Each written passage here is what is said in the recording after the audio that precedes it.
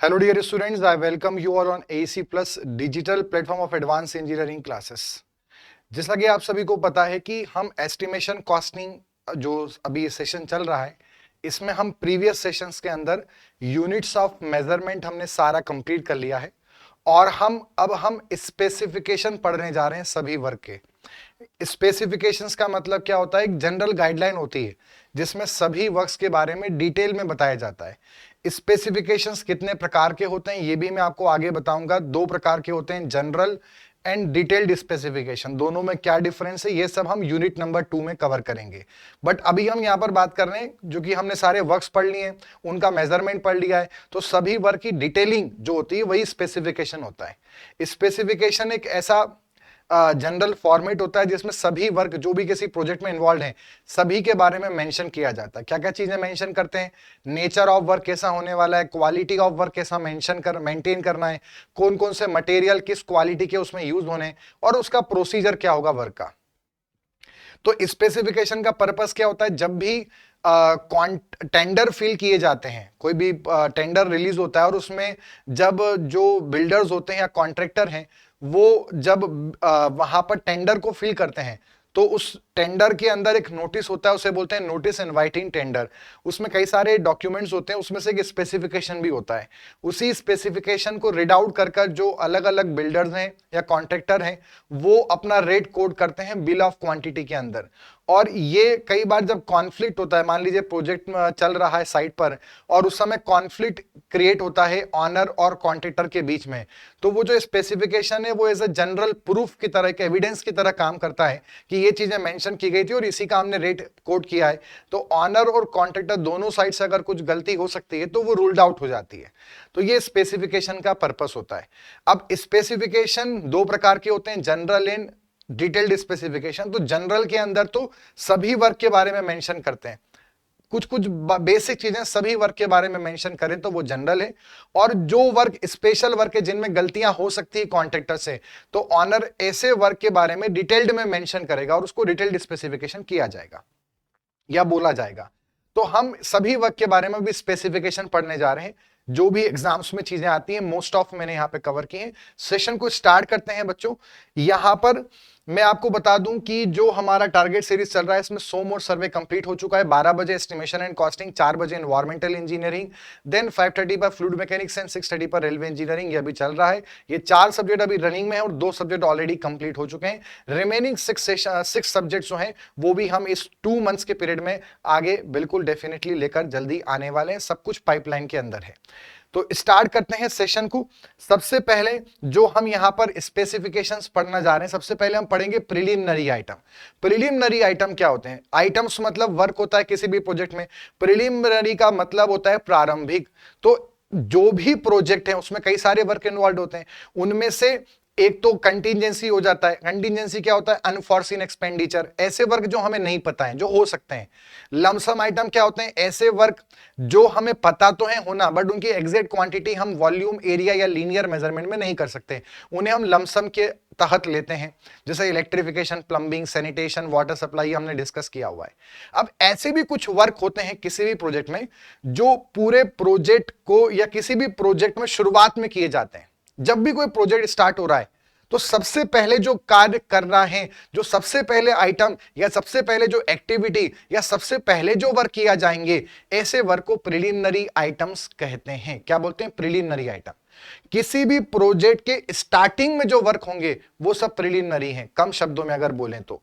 जैसे कि अगर हम देखें तो हमारे पास यहां पर है प्रिलिमिनरी आइटम में एग्जाम्पल में जैसे हो जाएगा कि कहीं पर ब्रिज बन रहा है तो लेबोरेटरी सेट करेंगे, पहले लैब सेटअप होगा, ऑफिस सेटअप होगा जहां पर पूरे जो भी इंजीनियर्स हैं, सुपरवाइजर्स हैं वो सब आएंगे, डेली मीटिंग्स होगी और वहीं पर फिर फील्ड पर देखकर वो ड्राइंग्स को देखकर वहां पे पूरा एग्जीक्यूशन करवाएंगे।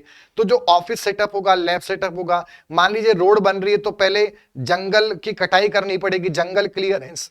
उसके बाद मान लीजिए जंगल साफ हो गया, अब मान लो किसी नॉर्मल जगह पे पुरानी रोड बनी है, उसकी जगह नई रोड बननी है तो पुरानी रोड को थोड़ा साफ किया जाएगा, मतलब साइड क्लियरेंस। अगर मान लो कोई पुरानी बिल्डिंग है उसको तोड़कर नई बिल्डिंग बननी है तो डेमोलिशन ऑफ ओल्ड बिल्डिंग, ये सब प्रिलिमिनरी आइटम्स के अंदर आता है। जो कोई भी काम शुरुआत में किए जाएं वो सब प्रिलिमिनरी आइटम्स के तहत आते हैं। मतलब प्रोजेक्ट से डायरेक्ट, मतलब प्रोजेक्ट के ही वर्क हैं, पर जैसे मान लो ब्रिज प्रोजेक्ट है या रोड प्रोजेक्ट है, तो ब्रिज बनना भी स्टार्ट नहीं हुआ, बट ब्रिज बनने से पहले जो कार्य करने हैं वो सब प्रिलिमिनरी है। रोड बनना चालू अभी नहीं हुई, बट रोड बनने से पहले जितने काम करने पड़ेंगे वो सब प्रिलिमिनरी में आएंगे। बिल्डिंग बनना अभी चालू नहीं हुई, बट न्यू बिल्डिंग बनने के पहले जो भी वहां चीजें करनी है, जगह साफ करनी है, जंगल साफ करना है, साइड को पूरा वहां पे डेमोलिशन वर्क करना पड़ेगा, ये सारी चीजें आपकी प्रिलिमिनरी आइटम में आती है। जैसे कि सपोज मान लीजिए क्लियरिंग वर्क हो गया, ऑफिस सेटअप हो गया, लैब सेटअप हो गया, डिसमेंटलिंग एक्टिविटी, ये सब प्रिलिमिनरी के अंदर आता है। जैसे ये जंगल की साफ सफाई है, ये डेमोलिशन एक्टिविटी है, इस तरह के वर्क को प्रिलिमिनरी आइटम बोलते हैं। अगला आइटम बच्चों आता है आपका स्पॉट आइटम्स। स्पॉट आइटम्स जो होते हैं इनको साइट आइटम्स भी कहा जाता है। आइटम्स का मतलब तो आपको पता है वर्क होता है, मतलब ये भी एक प्रकार से कोई वर्क है या एक्टिविटी है जो प्रोजेक्ट में इन्वॉल्व है। बट ऐसे आइटम, स्पॉट या साइड वर्ड से आपको क्या समझ में आ रहा है, आप वर्ड से समझे। ऐसे आइटम या ऐसे प्रोजेक्ट या ऐसा वर्क किसी भी प्रोजेक्ट में जिनका जब हम एस्टिमेशन कर रहे हैं तो ऑफिस में रूम में बैठ के इनका एस्टिमेशन करना पॉसिबल नहीं। ऐसे वर्क जिनका अगर एस्टिमेटेड कॉस्ट पता करनी है, इनका एस्टिमेशन करना है, तो उस पर्टिकुलर आइटम या वर्क के लिए हमें पहले साइट पर जाना जरूरी है, फील्ड विजिट जरूरी है, और फील्ड विजिट करने के बाद ही हम उनका एस्टिमेशन कर सकते हैं। उनको हम बोलते हैं स्पॉट आइटम या साइट आइटम। जैसे मान लो कहीं पर अब लैब सेटअप करना है, तो वो तो लैब, कोई भी पुराना कोई ब्रिज बना होगा, नया कोई ब्रिज बनना है, वहां लैब सेटअप करना है, पुराना ब्रिज बना उसमें जितना लैब सेटअप में कॉस्ट है उतना हम ले लेंगे लगभग। ऑफिस सेटअप, इसमें जाने की जरूरत नहीं है। पर मान लो जंगल की साफ सफाई करनी है, मैंने आपको बोला कि एक रोड निकलनी है किसी एरिया से पर्टिकुलर, और वहां पर पहले जंगल क्लियरेंस होना है। अब जंगल क्लियरेंस तो प्रिलिमिनरी आइटम में आ गया, बट वो स्पॉट आइटम भी है, जो कि अगर मैंने आपको बोला कि जंगल क्लियरेंस के लिए कितना पैसा लगेगा लगभग आप बताओ, तो आप क्या बोलोगे, हम अभी नहीं बता सकते, पहले हम साइट पर जाएंगे, साइट विजिट करेंगे, फिर एरिया देखेंगे, उस हिसाब से आप उसका एस्टिमेटेड कॉस्ट कोट करेंगे। वहीं पर कोई डेमोलिशन एक्टिविटी, मैंने बोला एक पुरानी बिल्डिंग है उसकी जगह नई बिल्डिंग बनानी है, तो बताओ डेमोलिशन में कितना आपका कॉस्टिंग आएगी एस्टिमेटेड, तो आप बोलोगे नहीं, पहले देखना पड़ेगा बिल्डिंग कितनी बड़ी बन चुकी है और उसको कितना तोड़ना है, कहां से तोड़ना है, पूरा मेजरमेंट देखने पड़ेंगे, फिर जाकर हम उसकी कॉस्टिंग बताएंगे।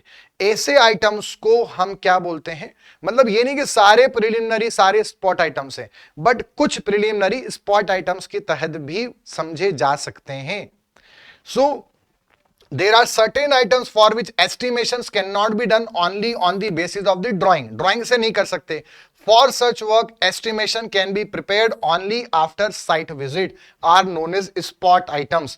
जैसे dismantling work, obvious सी बात है, जंगल क्लियरेंस, ठीक है। उसके बाद मान लो कोई पुरानी बिल्डिंग है और नई बिल्डिंग है, उनके बीच में शाफ्ट बनानी है, शाफ्ट आप जानते हैं, बीच में एक पाथवे बनाना है इसमें से यहां जाने के लिए, तो अब ऐसे केस में वो हम उसका एस्टिमेशन ऐसे नहीं बना सकते, वो देखना पड़ेगा दूरी कितनी है, कितने हाइट तक बनेगा, वो सारी चीजें देखनी पड़ेगी, कंडीशन देखनी पड़ेगी बिल्डिंग्स की, कहां पे वो किया जा सकता है, किस टाइप का मटेरियल, स्टील का बना सकते हैं वो पूरा ब्रिज, या वो आरसीसी का बनाएंगे या आर्च दे सकते हैं, ये सारी चीजें वहां जाके देखनी पड़ेगी, फिर ही उसका एस्टिमेशन बनाया जा सकता है। ये कहलाते हैं स्पॉट आइटम्स के अंदर। नेक्स्ट चलते हैं बच्चों, अगला जो हमारा है डिटेलिंग जो हम पढ़ने जा रहे हैं वो है अर्थवर्क इन एक्सकेवेशन। देखिए अर्थवर्क इन एक्सकेवेशन को हम कई बार पढ़ चुके हैं। अर्थवर्क इन एक्सकेवेशन जो है वो क्यूबिक मीटर में मेजर करते हैं, ये मैंने आपको बताया था, बट पिक्चर एग्जैक्टली ऐसी नहीं है। अर्थवर्क इन एक्सकेवेशन हर बार हम क्यूबिक मीटर में मेजर नहीं करते, मैंने आपको बताया था और मैं आपको आगे बताऊंगा, ये भी कहा था। अब वो समय आ चुका है जब हम ये समझे कि अर्थवर्क कितने प्रकार का होता है। अर्थवर्क का मतलब है खुदाई कार्य, मिट्टी का कार्य, मृदा कार्य, इसको ये भी बोलते हैं। अर्थवर्क मतलब मृदा कार्य। तो जो मिट्टी का कार्य है, जो मृदा कार्य है, वो किस किस यूनिट में मेजर किया जाता है, तो उसके लिए पहले हमें यह समझना पड़ेगा कि जो अर्थवर्क है वो कितने प्रकार का होता है। तो जो अर्थवर्क इन एक्सकेवेशन है बच्चों, उसकी सबसे पहली वैरायटी है for laying earthwork in excavation, हमने मिट्टी का खुदाई कार्य करा, बट क्यों करा? For laying pipes and cable. जैसे शहर में जो वाटर सप्लाई पाइपलाइन होती है, सीवर लाइन होती है, या बीएसएनएल की लाइन है, या इंटरनेट केबल लाइन है, या गैस पाइपलाइन है, अगर वो डल रही है तो उसके लिए गड्ढा किया जाएगा, खुदाई की जाएगी, बट उसमें गड्ढा जो होगा वो लंबा बहुत ज्यादा होगा, उसकी विड्थ और डेप्थ ज्यादा नहीं होगी। इसलिए ऐसे वर्क को हम किस में मेजर करेंगे? रनिंग मीटर में। क्लियर है?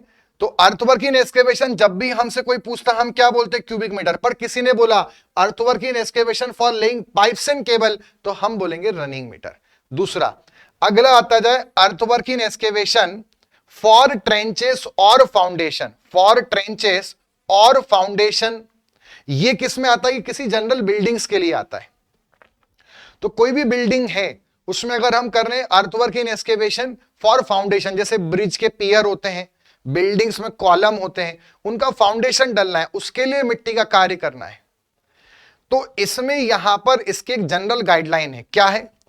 जब भी मान लीजिए हमारे पास में गड्ढा है, ये एक ट्रेंच है, तो ये जो है ये इस ट्रेंच की लंबाई है, ये जो है इस ट्रेंच का डेप्थ है, ये जो है इस ट्रेंच की विड्थ है, और ये जो आपको दिख रहा है यहां पर, ये है प्लान एरिया। क्या है ये? Plan area.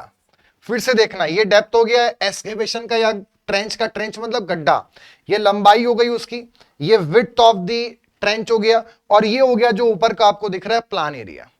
तो अगर आपका विड्थ ऑफ एक्सकेवेशन 1.5 मीटर तक है, अप टू 1.5 मीटर, और जो प्लान एरिया है, कौन सा area? Plan area 10 metre square तक है, अप टू 10 मीटर स्क्वायर, और वहां पर डेप्थ कुछ भी हो, डेप्थ कुछ भी हो, तो वो हमेशा अर्थवर्क कहलाएगा for earthwork in excavation for trenches for foundation और फाउंडेशन। वो जो हमने अर्थवर्क इन एक्सकेवेशन करा वो फाउंडेशन का गड्ढा बनाने के लिए किया गया। कब कहेंगे ऐसा? जब विड्थ 1.5 मीटर तक हो और प्लान एरिया 10 स्क्वायर मीटर तक हो, डेप्थ कुछ भी हो। ये जो है ये आपका बहुत वॉल्यूमिनस टाइप वर्क लग रहा है, इसलिए इसको हमेशा क्यूबिक मीटर में नापते हैं। किस में नापते हैं? Cubic metre. अच्छा, इसमें भी दो कंडीशन आती है। अगर मान लीजिए डेप्थ 4.5 मीटर तक है तो इसको शैलो एस्केवेशन बोलेंगे। क्या बोलेंगे? शैलो एस्केवेशन, मतलब उथला खुदाई कार्य।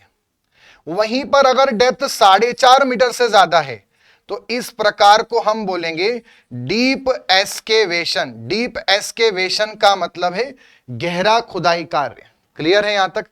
मतलब चाहे शैलो हो चाहे डीप हो, नापना तो क्यूबिक मीटर में है, बट दो नाम पूछे जाते हैं। जैसे आपने सुना होगा फाउंडेशन के अंदर जियो टेक्निकल इंजीनियरिंग में एक शैलो फुटिंग होती है, एक डीप फुटिंग होती है। डीप फुटिंग तब बोलते हैं जब डेप्थ ऑफ फाउंडेशन विड्थ से कम हो या बराबर हो तो शैलो, ज्यादा है तो डीप, या डेप्थ ऑफ फाउंडेशन 2.5 मीटर से कम है या बराबर है तो शैलो, ज्यादा है तो डीप। टर्जागी स्कैम्पटन डेफिनेशन आपको पता होगी। ऐसे ही यहां पर एक्सकेवेशन में अगर हम जब भी फाउंडेशन के लिए गड्ढा कर रहे हैं तो उसको नापना तो क्यूबिक मीटर में, बट उसमें भी दो बातें। अगर गड्ढे की गहराई 4.5 मीटर तक है तो वो शैलो एक्सकेवेशन होगा, और उससे भी ज्यादा है तो वो डीप होगा। ये क्वेश्चन पूछा जाता है एग्जाम में। अगला, अब जनरली बिल्डिंग और रोड वर्क में कई बार ऐसा भी देखने को मिलता है कि जो विड्थ है वो 1.5 से ज्यादा है, प्लान एरिया 10 स्क्वायर मीटर से कम है, ज्यादा है, और जो डेप्थ है वो 30 सेंटीमीटर से कम है। विड्थ 1.5 मीटर से ज्यादा, प्लान एरिया 10 मीटर स्क्वायर से ज्यादा, और जो डेप्थ है वो 30 सेंटीमीटर से कम है। ज्यादा गहराई पे हम वर्क नहीं कर रहे हैं, बट विड्थ तो अच्छी ज्यादा है, एरिया बहुत बड़ा है, पर डेप्थ कम है। तो ये कंडीशन बिल्डिंग या रोड में देखने को मिलती है। अब ऐसे कंडीशन में अगर हमारा उद्देश्य, ऐसी कंडीशन में हमारा उद्देश्य आपका सरफेस एस्केवेशन का है, हमारा उद्देश्य कि हम खुदाई कर रहे हैं और वहां पर हम रोड के लिए सबग्रेड या सबबेस बिछाएंगे या कोई फाउंडेशन डालेंगे, तो ऐसे केस में उसको स्क्वायर मीटर में मेजर करेंगे और उसको बोलेंगे सरफेस एस्केवेशन वर्क। ठीक है। परंतु अगर हमारा उद्देश्य सरफेस क्लीनिंग है, हम उस जगह की साफ सफाई कर रहे हैं, बस जो ऊपर ऊपर वहां पे पन्नी होगी या कपड़े होंगे या गंदी मिट्टी है या घास वगैरह है उसको उखाड़ रहे हैं, पत्थर वगैरह डेब्रिस कंकर पत्थर हटा रहे हैं, ये हमारा पर्पस है, तो उस वर्क को बोलते हैं सरफेस ड्रेसिंग वर्क। क्या बोलते हैं? सरफेस ड्रेसिंग वर्क उसका नाम है, और उसको स्क्वायर मीटर में मेजर किया जाएगा। सबसे बढ़िया ट्रिक है, यहां सरफेस सरफेस आ रहा है तो स्क्वायर मीटर। क्लियर है? आगे बढ़ते हैं। वहीं पर अगर विड्थ 1.5 से ज्यादा हो और प्लान एरिया 10 से ज्यादा हो बट डेप्थ 30 सेंटीमीटर से भी ज्यादा हो, तो अब ये बहुत बड़ा एरिया हो गया और डेप्थ भी अच्छी खासी हो गई। ये सिर्फ रोड वर्क कंडीशन में ही देखने को मिलता है। जब नेशनल हाईवे 6 लेन 4 लेन बनते हैं तो उस समय काफी डेप्थ होती है रोड की। तो अब ऐसे केस में ये जो वर्क होगा इसको बोलते हैं एक्सकेवेशन ओवर लार्ज एरिया। क्या बोलते हैं? Excavation over large area. और इसे क्यूबिक मीटर या स्क्वायर मीटर दोनों में मेजर कर सकते हैं, बट अगर एक ऑप्शन पूछेगा तो हम क्यूबिक मीटर टाइप करेंगे या टिक करेंगे। मतलब टोटल एक्सकेवेशन वर्क कितने प्रकार के, हम फिर से रिवाइज करते हैं। सबसे पहला है earthwork in excavation for laying pipes and cable running metre. दूसरा है earthwork in excavation for trenches for foundation, उसकी डेफिनेशन क्या है? विड्थ 1.5 से कम, प्लान एरिया 10 से कम या बराबर, डेप्थ कुछ भी हो तो उसे क्यूबिक मीटर में नापेंगे। उसमें भी 2 कंडीशन है, 4.5 मीटर तक है तो शैलो और उससे ज्यादा तो डीप एक्सकेवेशन। अगला है अगर विड्थ 1.5 से ज्यादा है, प्लान एरिया 10 से ज्यादा है बट डेप्थ 30 तक है और साफ सफाई है तो सरफेस ड्रेसिंग वर्क। और अगर खुदाई कर रहे हैं फाउंडेशन वगैरह के लिए तो सरफेस एक्सकेवेशन, दोनों केस में स्क्वायर मीटर। और अगर विड्थ 1.5 से ज्यादा है, प्लान एरिया 10 से बड़ा है और डेप्थ भी 30 से ज्यादा है तो यह कहलाएगा एक्सकेवेशन ओवर लार्ज एरिया, बड़ा एरिया, और उसको क्यूबिक मीटर में नापा जाएगा। तो आई होप सभी प्यारे बच्चों को पूरा डिटेल में अच्छे से समझ में आ चुका हो। अब हम बात करते हैं एक्सकेवेशन के कुछ स्पेसिफिकेशन की। सबसे पहली चीज, एक्सकेवेशन जब भी करेंगे तो पहले हमें सेटिंग आउट क्वांटिटी करना है। सेटिंग आउट क्वांटिटी का मतलब क्या होता है? जो भी हमें गड्ढा करना है उसमें उसका लेंथ, विड्थ, डेप्थ की मार्किंग की जानी चाहिए। यह पहली कंडीशन है। सेटिंग आउट क्वांटिटी, वो चूने से, जैसे मान लो कहीं पे गड्ढा करना है, फाउंडेशन डलना है, तो चूने से लाइन बनानी पड़ेगी, कितना लंबा, कितना विड्थ, कितना डेप्थ करना है। डेप्थ का तो हम नहीं बना सकते बट लेंथ विड्थ तो हम मार्किंग बना सकते हैं। इसको बोलते हैं सेटिंग आउट क्वांटिटी। पूरा सेटिंग आउट करना, लेंथ विड्थ और डेप्थ बताना, पूरा फील्ड पर मेजरमेंट देना, उसको सेटिंग आउट बोलते हैं। ये करना जरूरी है। दूसरी चीज यहां पर ध्यान रखना है, जब भी अर्थवर्क किया जाएगा तो मान लीजिए हमें जो गड्ढा करना है वो 1 मीटर चौड़ा करना है और 10 मीटर लंबा करना है और 1 मीटर गहरा करना है। 10 मीटर लंबा, 1 मीटर चौड़ा, 1 मीटर गहरा। तो अब जो लेबर, जो मजदूर खुदाई करेगा उसको वर्क करने के लिए क्या अलग से कोई स्पेस का इसमें अलाउंस देना चाहिए? तो ये ध्यान रखने से क्वेश्चन पूछते हैं। एक्स्ट्रा अलाउंस नहीं दिया जाएगा वर्किंग स्पेस का। जितना गड्ढा करना है उतना ही लंबा, उतना ही विड्थ, उतना ही एग्जैक्ट डेप्थ तक करेंगे। एक्स्ट्रा अलाउंस वर्कर के लिए, काम करने के लिए नहीं दिया जाएगा। वो उसी में उसको हैंडल कर लेगा क्योंकि वो एक्सपीरियंस्ड लेबर है। ठीक है? सो नो एक्स्ट्रा स्पेस और allowance are taken for labour और the for the working space during excavation. अगली चीज है, जब भी हम खुदाई करेंगे तो जो मिट्टी निकल रही है वो उस समय, जैसे हम मान लीजिए यहां पे गड्ढा कर रहे हैं, ठीक है, ये हमारी सरफेस है, यहां पे पूरा एक्सकेवेशन वर्क चल रहा है, ये मैं प्लान दिखा रहा हूं ऊपर से टॉप से, तो एटलीस्ट 2 मीटर की दूरी पर ही आपको मिट्टी इकट्ठी करनी है। ऐसा नहीं कि जब गड्ढा कर रहे हैं तो वहीं पर बाजू में मिट्टी इकट्ठी कर दी। जहां गड्ढा कर रहे हैं उस सेंटर ऑफ एक्सकेवेशन से 2 मीटर की दूरी पर जाकर हमें सारी मिट्टी इकट्ठी करनी है। फिर जब दिन भर का पूरा काम हो जाएगा तो जितना पूरा आपका अर्थ एक्सकेवेटेड मास इकट्ठा हुआ है उसको ट्रक में लोड करके कहीं दूर हम जो डिस्पोजल साइट है वहां पे डिस्पोज कर आएंगे। वो बात की बात है। जब तुरंत गड्ढा कर रहे हैं तब उस समय छोड़ के नहीं आना, तब तो सिर्फ 2 मीटर दूर पे रखना है। अगली चीज, the excavated earth at the final disposal side should be in depth not exceeding 250 mm। मतलब अब जब दिन भर का जितना भी एक्सकेवेटेड मास इकट्ठा हुआ उसको डिस्पोजल साइट पे हम रख के आएंगे। तो जब हम उसको वहां रख के आएंगे तो ऐसी कंडीशन में जो भी डिस्पोजल साइट है वहां पे जब उसको डंप करेंगे तो उसको लेवल भी करना है, छोड़ के नहीं आ जाना है। और जो डेप्थ है उसको इकट्ठा करेंगे, उसको पूरा उसका एम्बेकमेंट बनाएंगे, तो वो 250 mm से बड़ा यानी 25 सेंटीमीटर से ज्यादा गहराई नहीं रखनी है, उसको लेवल कर देना है, स्प्रेड कर देना है।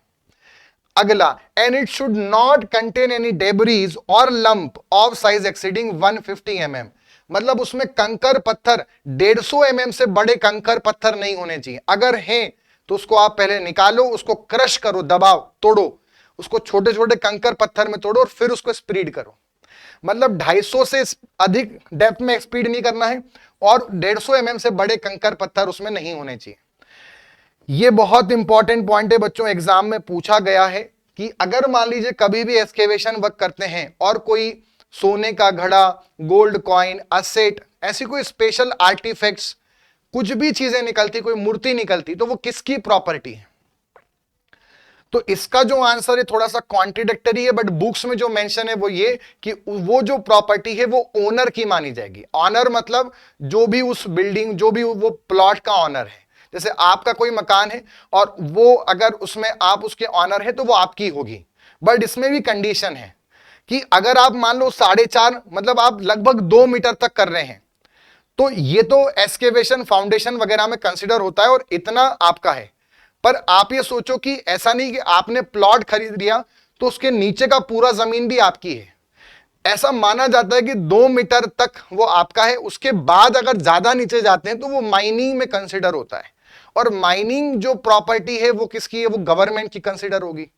तो इसमें अगर हम देखें ऐसे, यूं तो वो तो गवर्नमेंट की है। जैसे कई बार आपने सुना होगा कि टीवी न्यूज वगैरह में दिखाते हैं कि कोई सोने का घड़ा निकला और पुलिस ने उसको कब्जे में कर लिया और वो सरकार के पास चला गया और वो उसको नहीं मिला, ऐसा कई बार होता है। बट ये चीजें ऐसी भी कुछ खबर होती हैं जो नहीं आती होंगी सामने, कहने का मतलब वो ऑनर खुद रख लेता है। तो वही चीज है कि वो कितना लोगों को मालूम चली है, उस पर डिपेंड करता है। बट अगर हम देखें कि हमें एग्जाम में क्या टिक करना है, तो हमें तो ये टिक करना है प्रॉपर्टी ऑफ द ऑनर, जो भी उसका ऑनर है। अब वो सरकारी जमीन है, गवर्नमेंट ऑन पब्लिक प्रॉपर्टी है, तो वो सरकार का होगा डेफिनेटली। बट अगर वो प्राइवेट प्रॉपर्टी है तो उसमें आपको ऑनर ही टिक करना है। बट अगर मैं आपको ये बोल सकते हैं कि क्या वास्तविकता होती है, रियलिटी क्या है, तो रियलिटी यही है कि थोड़ी सी डेप्थ अगर मिला है तो वो आप रख सकते हैं, बट ज्यादा डेप्थ पर अगर मिल रहा है तो वो गवर्नमेंट ही उसको रखेगी, वही उनका होल्डिंग होगी उसमें। क्लियर है? तो ये ध्यान रखना है। एग्जाम के लिए हमें ये ध्यान रखना है कि any artifacts, valuable assets, gold coin etcetera, if found during excavation then it will be considered as the property of the owner. Standard authors लोग भी यही मेंशन करते हैं, यही हमें याद रखना है, ये एग्जाम में टिक करना है। और बाकी तो आप जानते हैं, फिर वही वाली बात है, जितना वो लोगों को मालूम चलेगा उतना लोग बांट लेंगे। अगर कई बार ऐसा होता है कि जो ऑनर है वो बाहर कहीं रहते हैं, उन्हें ही मालूम नहीं चलता है, तो जो लोग कॉन्ट्रैक्टर है, जो उसके कॉन्ट्रैक्टर जो काम करवा रहा है उसको भी नहीं मालूम चला। दिन में सोने का घड़ा निकला, जितने लेबर है उन्होंने सबने अपना मुंह बंद कर लिया, सबने निकाला, आपस में बांट लिया, तो किसी को मालूम ही नहीं चला। तो वही वाली बात है, रियलिटी कितने को मालूम चल गया उतने में वो बढ़ जाएगा। आगे बढ़ते हैं। नेक्स्ट है डेड मैन और टेल टेल्स। अब डेड मैन टेल टेल्स क्या होता है? सबसे पहले डेड मैन मतलब कि मरा हुआ आदमी, ऐसा डेड मैन का मतलब ये होता है। टेल टेल्स मतलब कहानी सुनाना। तो जैसे कई बार क्या होता है, जब हम किसी भी, हमें मान लो कहीं पे अर्थवर्क इन फिलिंग करना है, अर्थवर्क इन फिलिंग करना है, तो एक बोरोइंग साइट होगी, एक बरो साइट होगी, जहां से हम मिट्टी एस्केवेट कर कर लेके आएंगे, और जहां हमें अर्थवर्क इन फिलिंग करना है या प्लिंथ फिलिंग करना है वहां पे हम डंप करेंगे। अब जब हम किसी जगह से, कोई लेवल ग्राउंड से अगर हम कुछ मिट्टी लेंगे तो वहां पे डिप्रेशन बन जाएंगे, और जो जगह है वो थोड़ी सी ऐसी कुछ हो जाएगी, यहां पर कुछ मिट्टी ज्यादा, यहां पर कुछ मिट्टी कम, ऐसा कुछ उसका सरफेस बन जाएगा, ऐसा कुछ बन जाएगा। इससे ऐसा कुछ लगेगा, मान लो ये ग्राउंड सरफेस पहले ऐसा था, अब हमने यहां से इस पोर्शन से मिट्टी ले ली, तो थोड़ा सा ये ऐसा लग रहा है अब स्पेशली कि यहां पर कोई आदमी को दफनाया हुआ है, ऐसा लग रहा है डेड मैन, या कोई मरा हुआ आदमी है। तो वो हमें कहानी बता रहा है, वो ये बता रहा है कि कंस्ट्रक्शन रिलेटेड अगर उसको सोचें, कि वो ये बता रहा है कि यहां से कुछ ना कुछ पास्ट में मिट्टी बोरो की गई है, इसीलिए ऐसा माउंड बन गया है, थोड़ी जमीन वहां की उठी उठी दिख रही है। ये इसको जो हम बोलते हैं, इसको बोलते हैं माउंड, माउंड या फिर हम बोल सकते हैं हिप। ऐसा मिट्टी का ढेर दिख रहा है अलग से। तो कहीं पर भी नेचुरली किसी ग्राउंड में कोई ऐसा हीप दिखता है, हीप या माउंड, ढेर दिखता है मिट्टी का, तो वहां से जब हमने कोई मिट्टी बोरो की है या वहां पे मिट्टी डंप की है, दोनों कंडीशन हो सकती है। तो वो जो माउंड है, वो जो हीप है, वो जो मिट्टी का ढेर है, उसे डेडमेन या टेल टेल्स कहा जाता है। और ये जनरली जो आर्कियोलॉजिकल साइट से उसको समझे तो वहां पर भी देखने को मिलता है। जैसे हड़प्पन सिविलाइजेशन है, वहां पे जब उनका पूरा उसको देखा जाता है तो खुदाई होती है उसमें, तो वहां पर कई सारे अवशेष मिलते हैं, तो उसको बाद में जगह को ऐसे ही छोड़ देते हैं।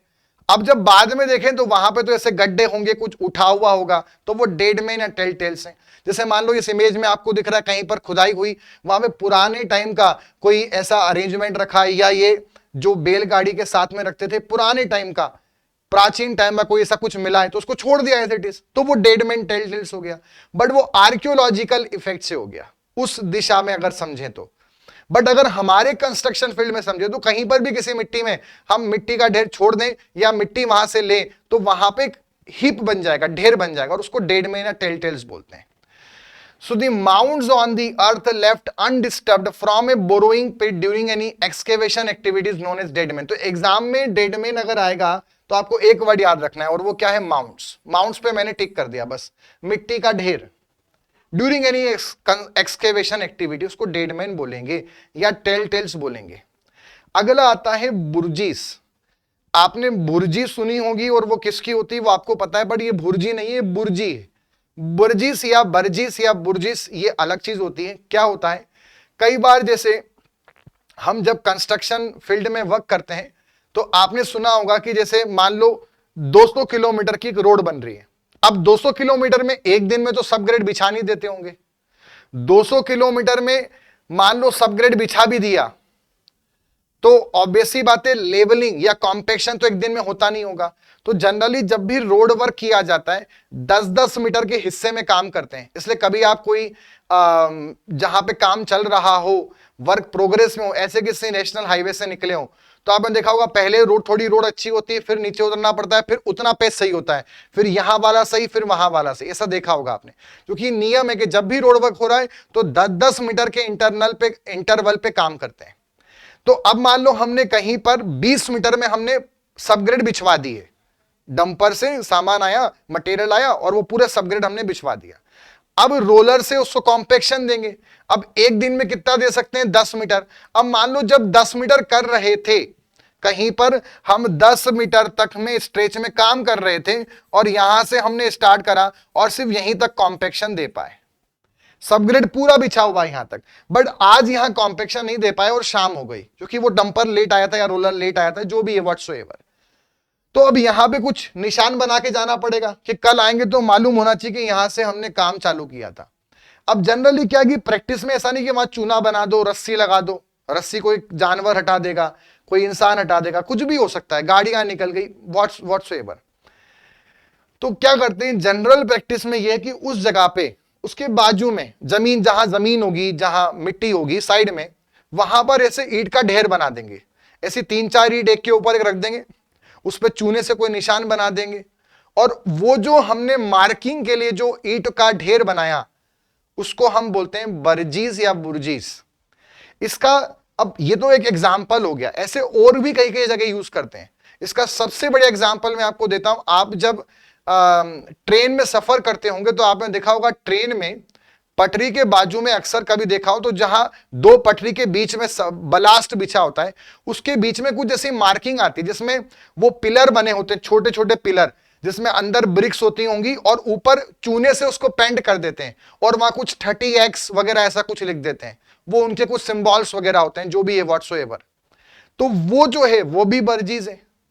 तो कहने का मतलब कोई भी छोटा पिलर, कोई मार्किंग हम करें कंस्ट्रक्शन एक्टिविटी में प्रोग्रेस को बताने के लिए, यहां तक का काम हो चुका है, उसको बुर्जिस कहा जाता है। So small pillars of the bricks, ये ब्रिक्स से भी बन सकता है, पत्थर का ढेर भी बना सकते हो, सीमेंट कंक्रीट से बना सकते हो, पत्थर के ऊपर प्लास्टर कर सकते हो, पत्थर के ऊपर मोटार लगा सकते हो, उस पर पेंट कर सकते हो, उस पर कोई निशान बना सकते हो, कोई सिंबल बना सकते हो, कोई अल्फाबेट बना सकते हो, कोई नंबर लिख सकते हो, जो भी आपको, जिससे आपको एक यूजफुल इंफॉर्मेशन मिल पाए।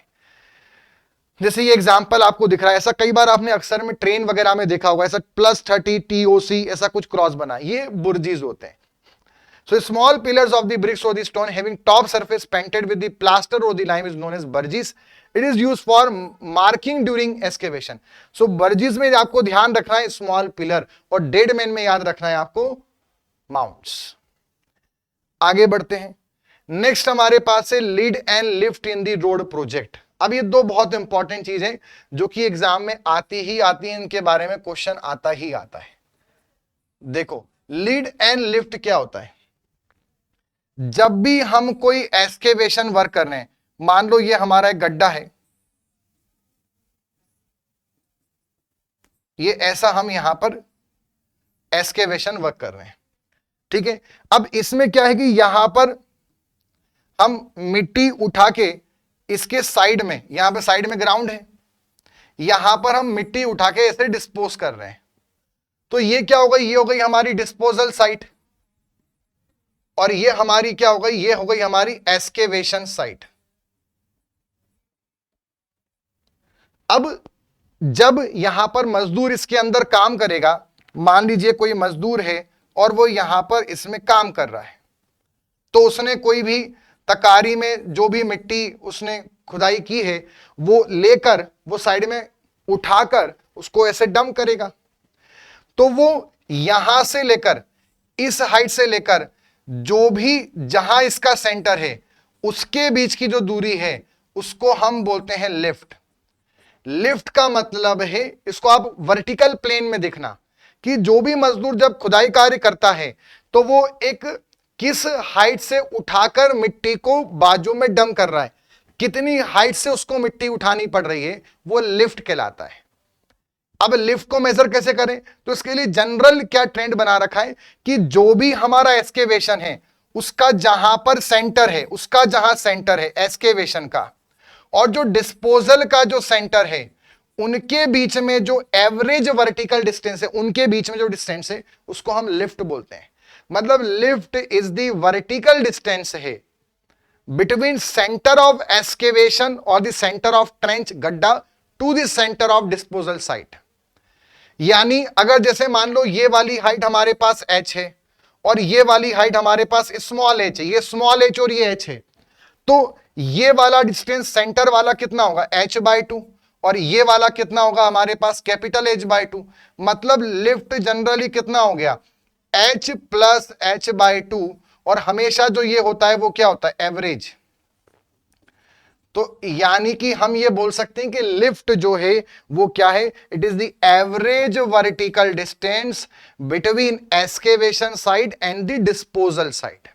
मिट्टी कितनी उठानी है लगभग, वो लिफ्ट कहलाती है. आ गई बात समझ में, ठीक. और इसको कैसे मेजर करेंगे, हमेशा एवरेज.